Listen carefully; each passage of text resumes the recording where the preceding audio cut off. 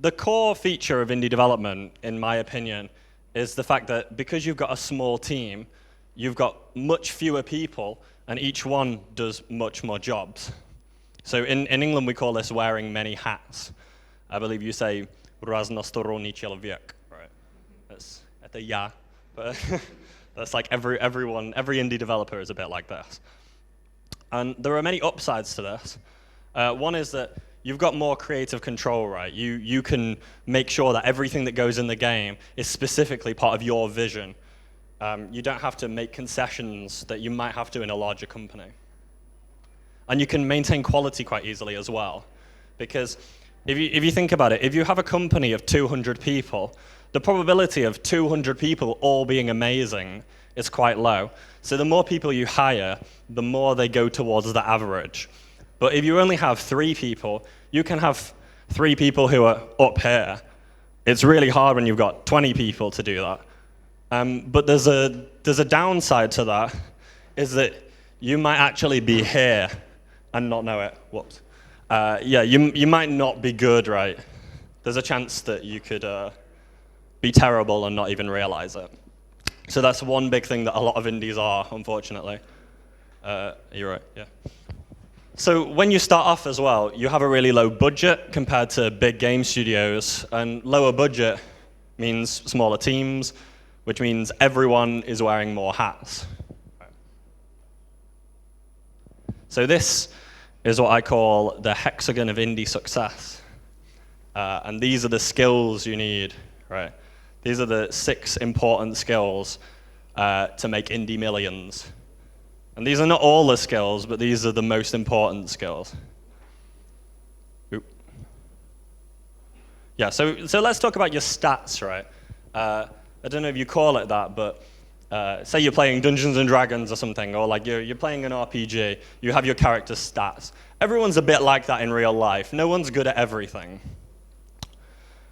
But some people are good at several things. Some people are really good at one thing, like someone's an amazing artist and maybe they can't do any of these other skills, right? But the 6 points of this hexagon are separate art forms. They're all their own thing, right? So if you improve one skill, you improve all skills in that area. So if I practice drawing, I'll learn perspective, I'll learn color theory, and I'll become a better painter, even if I'm not painting. If I'm a pianist and I play piano and I practice loads, I'll become a better producer because I'll understand music theory and I'll be able to put together a beat really quickly. So if you get good in one field, that improves your ability in the whole field.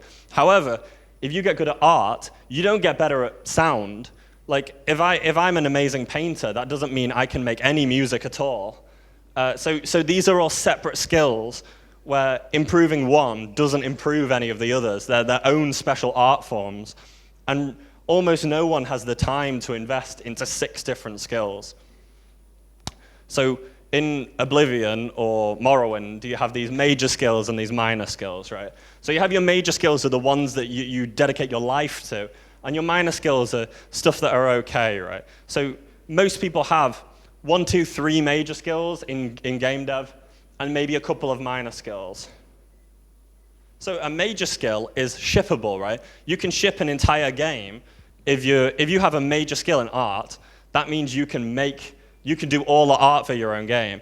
But someone who only has a minor skill, well, they can tweak things, or they can explain something well to someone who really understands, but they can't ship a game on their own. So here's like art as a major skill, and that's moved around a little, so I hope that doesn't happen onwards. But anyway, so you can create all of your sprites if you have art as a major skill. You understand color theory, and if you're that good at art, you can make your own box art, you can make marketing materials, you can make banners, you can animate. But if you only have art as a minor skill, then if you look here, I believe actually the sprite artists originally drew these in orange and blue because it's the SNES. However, you could be a programmer who is given white sprites and knows to recolor the background blue and the foreground orange so people can easily understand. Like, sometimes I'll get sprites from my artists and realize that I need to tweak them to make them more visible. So that's art as a minor skill. You can add things to your game, but you can't draw the art yourself. And this is an example, the developers of Kirby. You can see Shigeru Miyamoto here. He is actually quite good at drawing a Kirby here, but this is the programmer, this is his Kirby, right? So no one, this isn't useful. You can't give this to an artist as a concept. They won't get anything from this. But if he drew that, yeah, an artist could turn that into a real good character. So if you're good at music as a major, then you can potentially produce a soundtrack, though typically you'll have a different person for that, because it's really hard to get a good soundtrack. You need to be an absolute master. But you can go into a field and record sounds and then produce them, do some amazing effects in Fmod or wires, mix your things together. Whereas if you only have music as a minor skill, then you can adjust an arrangement. This is something I did. When my game came out, I realized that it was like a hip-hop soundtrack, and my producer used some copyrighted sounds. Like, he used a Shao Kahn laugh, like, ho, ho, ho, ho, ho. And we realized we can't use that. So here, I just fade out this bit of the track. I pulled another bit of the track and fade that in. And to a musician, they'd probably think I've done something dirty here, but no gamer is ever going to notice that I've made this change. So that's like music as a minor. I can't make the song, but I can fix the song. Whereas design, this is one of the ones I'd say I'm best at. Like, this is, if you're good at design, you'll get good reviews. Like, you'll get 9 out of 10s, 10 out of 10s. And just going off topic for a sec, I think the really most important thing about game design is being able to accept criticism and listen to it. If someone tells you, this feature needs changing, and you hear the same complaint 3 times, you need to change it. Because people don't want to offend you, so they won't say mean things about your game. So if you hear little criticisms, you need to think really hard about what that is. And you can see these are all photos of me developing my game over the years. This boy speaks French. I barely speak French, but I sat and watched him play the whole game. Here, I'm just watching everyone play. I'm always like fixing, tweaking while I'm at shows, and that's a big point of design. But really, if you have design as a minor, you can make a jam game. It's really, you really need a designer. It's not good enough to have a minor in design, because that's the core of a video game. And I'm sorry that this slide has moved about. It worked on my laptop, but it says show. So if you have code as a major skill, right, you can port your own game to all platforms. You can write all the code in your own game. You know the Unity API or Unreal or whatever off by heart. It's really, you can do everything, right? But if you know it as a minor, you can compile scripts from Stack Overflow. You can use the Unity Asset Store and tweak scripts like that. And you can still build something playable. It's just, you'll have to build something from other people's scripts rather than something you've personally made. So it limits what you can do. And then here's BizDev. I think these are accurate photos of BizDev. Left a party, right? You get drunk with people and you chat them up, and then you go home and you've got a contract, right? That's a big part of it. And on the right, this is more like, typically, this is where you get a nice little deal. This is where you get funding originally for your game, right? You need to sit down and make someone play your game on a laptop. If you can find someone and put a laptop in front of them, great, you've done it. You've just got to have the social skills to know when not to approach people and when it's okay. But someone who's good at business development is good at economics. They can get a good budget for their game. They'll be able to get like a Sony deal or an Xbox deal, development kits. I know that's harder here to get dev kits. Typically, you have to go for a publisher here, but you could get a good publishing deal. You could get merchandise like toys about your game. Whereas if you have it as a minor, well, you can make some connections and you'll probably get a contract where you give away 50 to 70% of your game away, and you get 10 grand and a bad Steam deal. So it's important, really, if you want to be on console and be a big game, that you get some biz dev. And then finally, marketing is the last skill. If you're good at marketing, which I'm not, you can use Twitter, Reddit. You have loads of followers. your Discord, you know how to make a boom. When your game comes out, everyone's heard of it. You can cut a nice trailer. You have press friends and streamer friends who will read all your emails, and you can really make a mark. Whereas if you've got it as a minor, yeah, you can get some upvotes on Reddit. You can get some likes on a GIF or GIF. You can cut a passable trailer, and some of your press who really follow you will read your emails. So there are other skills as well that are important, but not as important. Okay, so I'm not deriding writing, right? Just because writing is not on the hexagon, it doesn't mean it's not a useful skill. A well-written game can be amazing. If you look at Stanley Parable or something like that, arguably that's part of the design as well. But if you look at Minecraft, if you look at Meat Boy or something, it's not like they have a story. You don't need a writer to ship a 10 out of 10 game. You don't need a shader editor, but they'll make your game look amazing. You don't need an animator. You don't need someone who can cut an amazing film. You only need someone. You only really need these 6 core skills. You can still have a 10 out of 10 game with these skills. These are just nice if you have them on top. Not necessarily necessary to hire someone for these if you have limited budget. So there's other skills that affect each other, like code is stackable. If you're good at art and code, then you can make really nice animations that a coder wouldn't make on their own, and an artist wouldn't know how to make. And a musician coder can put a rig and move the sounds around and do some atmospheric crazy stuff that I don't understand. So that's another good one. And on top of that, marketing. If you're a good artist and you're a good marketer, you can make promo material instantly. And if you're a good designer, you can quickly make a little scene, make a GIF or a GIF to quickly show off the game if you're also good at marketing. So these are the core skills, and there's good starting builds, right? And this is the quintessential one, the indie darling. They're good at design, art, and sound, and people take advantage of them because they can make a game themselves, but they don't have any biz dev ability. So they just get screwed over, essentially. Like a publisher will come over and be like, hello, would you like me to take 70% of your game? And they'll be like, yeah, sure, take it away. I just want to make games. When this happens, if you're good enough that you can do all the core stuff of the game on your own,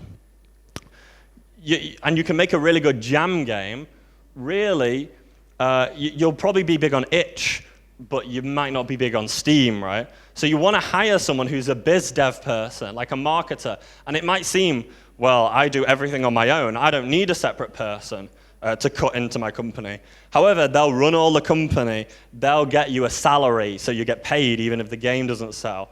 They'll market your game, right? And also, if you can't program, you just use Game Maker. They can port your game for you. They can pay to get it made, right?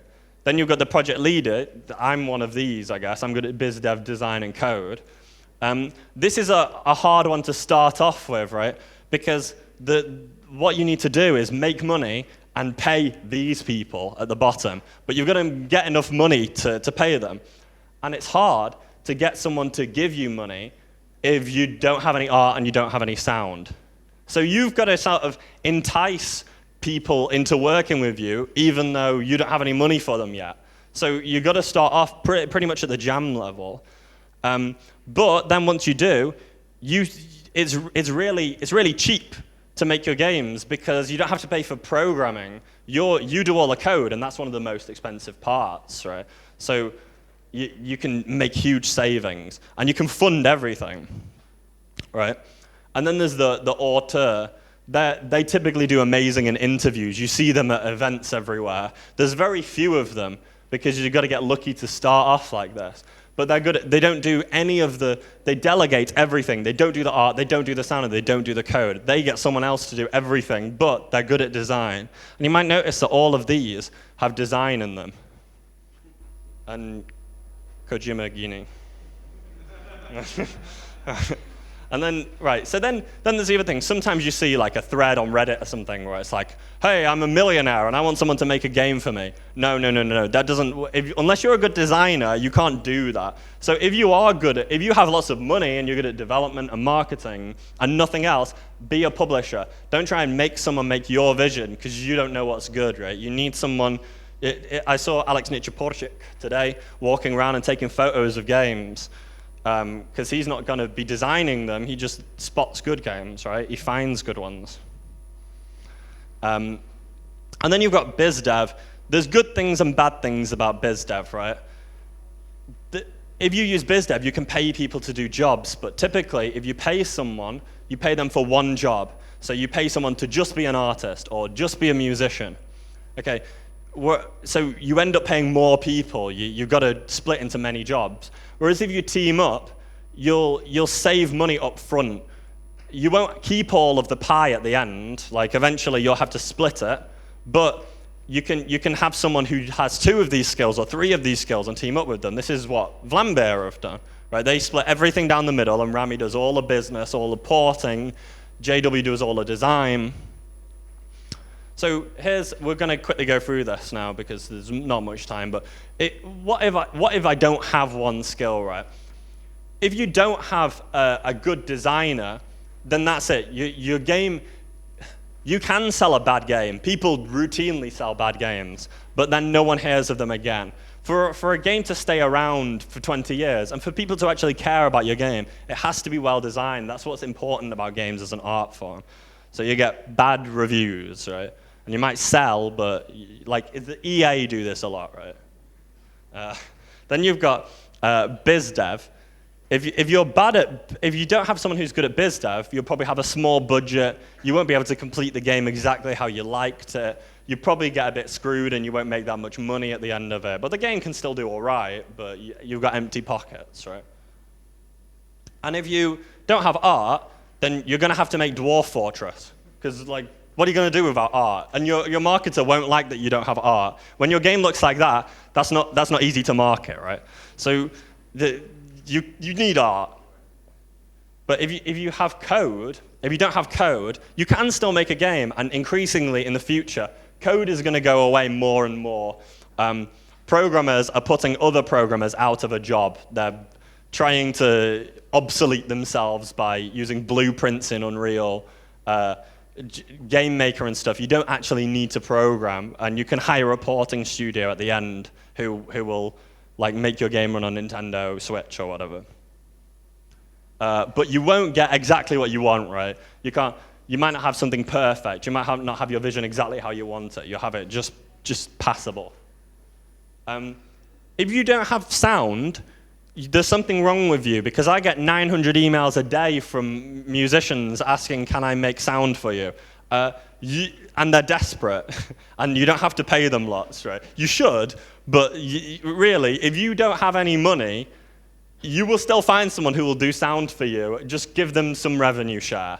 They'll work for that. They need it. There's not many jobs going around in the sound sector, right? So yeah. And then marketing. Okay, if you have no marketer, but you have biz dev, then yeah, you'll cut some deals. You can get like a deal with Discord, or you can get paid by Humble. You can get paid by platform holders. So maybe you say, my game will be exclusive on PlayStation, and they'll pay me 50, 100, 200 grand. And then, okay, it doesn't matter that your game didn't have any marketing and no one knows what it is, but no one knows what it is. Like, you'll go to conventions and people won't know who you are, even though you might have money in your pocket. Okay. So there's one other thing, is that everything is powered by luck. You don't need all 6 skills. You can make millions without being really good at all of these things. You can get really lucky. But the more skills you have, the less luck you need. If you have all 6 skills and you're really competent at them, it's going to be hard for you to not at least make back your money. Whereas if you only have 1 skill, you're really banking on the lottery. You're unlikely to do it. So what's the point of all this? If you want to go indie, you should really think to yourself, do I have at least 2 or 3 of these skills, or do I have a friend who does? And you should make sure that design is one of those skills. If you don't have a good designer, it's over. There's no point. You need a good designer to make a good game. And you should find people who fill your gaps, right? If you're a good programmer and artist, you don't need another artist. That's just another person to pay. You need to save money. You're a small indie. You don't have that kind of funds. So you should find people who perfectly fit you, and also people who are very competent. You want people who are as good as you. You don't want to work with people who are going to drag down the game, because that'll stop you from selling. And yeah, just go and get indie millions. So here's follow me, and then that was my marketing minor. That's my marketing done for the entire year. Yeah, and that's everything. So if you've got any questions. Okay, if you have questions to Alex. Any questions? Mm-hmm.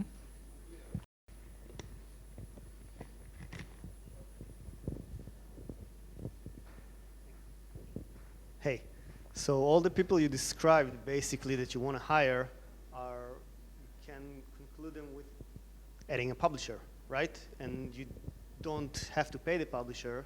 It just reduces your risk, but might reduce your revenues. Okay, so I don't think that a publisher gives you a coder or an artist. I mean, they can. I know Raw Fury actually gives some games, they hook people up, they find the people themselves, but ultimately they're just doing the biz dev, right? You might be the designer and coder, right? So you've got these ones down. You speak to a publisher who give you the biz dev and the marketing, and because they have the biz dev, they can find you an artist and sound, but you're still ultimately giving up, and you'll end up giving more of the pie away. Whereas if you are, say you're good at these 3 or whatever, and then you find someone who's good at the other 3, then you can just cut out the publisher entirely and just take a 50% rev share with each other and maximize your profits. But a lot of people, yeah, the reality is if you're only good at a couple of these things, the publisher will be your best option.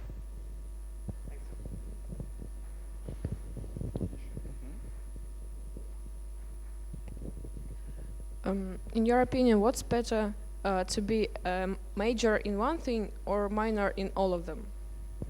I think it's probably better to be a major in one thing, because if you're really good at art, you can make a living doing art.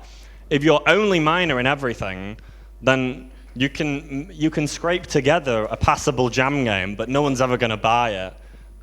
You really need one of the skills to be major. And if you're only good at one thing, if you're really good at art, you shouldn't be trying to start an indie studio. You should be trying to be hired by an indie studio. You should make friends with some indie developers who can design the game, right? You shouldn't be trying to make the vision if the only thing you're good at is this. But if you do have 6 minor skills and you are good in all 6 at a minor level, just focus and get good at a couple of them. If you put in 10,000 hours at anything, you become a master, right? So if you're okay at code in video games, the most interesting thing about code is the player doesn't care if the code is bad or good.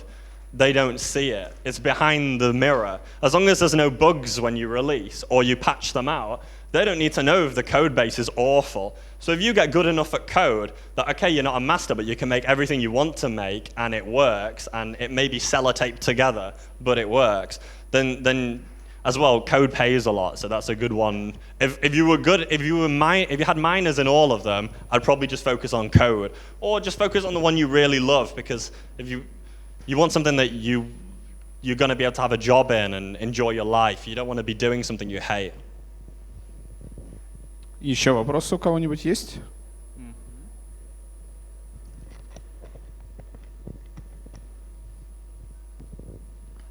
Have you ever had any observation on which combination needs least luck to succeed in the end? Because we've seen a lot of scenarios where we've seen like Edith Finch, for example, where there's not as much as code or game design, but a lot of visual stuff, or we've seen Downwell, where there's a lot of like design and code, but not too much of visuals. And what do you think, like for example, a solo dev would be the scenario with least luck required to get a like good outcome? Yeah, so for a start, I would actually say that Moppin, who made Downwell, is actually a good artist. Like, it may not be the most dazzling thing ever, but it looks good. It has a really key art style, like it's recognizable and it sells itself.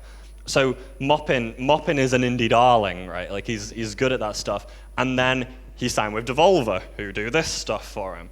So he had the hexagon, right? Moppin did. Edith Finch, they had the biz dev and signed like something like a $14 million deal with Sony. So, okay, if you've made $14 million, you don't really need the game to sell that well, right? You could just like, and so they really focused on the art. And that they were at a time in like 2014, 2015 when the new consoles were out and they just wanted big, important games.